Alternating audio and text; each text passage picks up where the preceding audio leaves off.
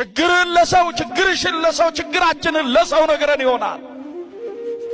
ከሰዎች ያገኘነው እርዳታ የመጀመሪያው እሚል መልስ ነው። ከዚህ ውጭ የለም። ይልቁንም እንደሱ ስላላደረከኝ አመሰግናለሁ ይልብሃል። የእግዚአብሔር ወዳጆች ያየብንን ያላሳየብን የሰማብንን ያላሰማብን ጉዳችንንና ገበናችንን የተሸከመልን እርሱ ነው። እዛ ትንቢተ ኤርምያስ ምዕራፍ 9 ላይ ምን እንደሚል ታውቃላችሁ ኦርቶዶክሳውያን? በሰው የታመነ እርሱ የተረገመ ነው ይላል። አለቀ። በአራት ነጥብ ዘጋው። በእግዚአብሔር የታመነ እርሱ ለዘላለም የተባረከ ነው። በሰው የታመነ እሱ የተረገመ ነው። በስልጣኑ በክብሩ የታመነ እሱ የተረገመ ነው።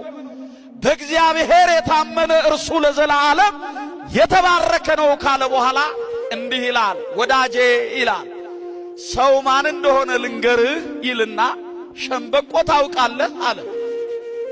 ከቃሉ ጋር ናችሁ? ሸምበቆ ተደግፈ ዳገት አትወጣም። ሸምበቆ ተደግፈ ቁልቁለት አትወርድም። ምን ይሆናል ንገሩኝ? መሰበር ብቻ አይደለም ይላል እንደውም ነቢዩ ኤርምያስ። መሰበር ብቻ እንዳይመስልህ ይወጋሃል አለ። መውጋት ብቻ አይደለም፣ እጅህን ምን ይለዋል? ያደማሃል። ሰው ማለት ይሄ ነው። ከሚያደማን፣ ከሚያቆስለን፣ ከሚለያየን፣ ከሚነጣጥለን ክፉን መንፈስ ያስወግድልን። ስለዚህ እምነት በእግዚአብሔር ይሆን ዘንድ ዛሬ ላንተ የንነገርኳል።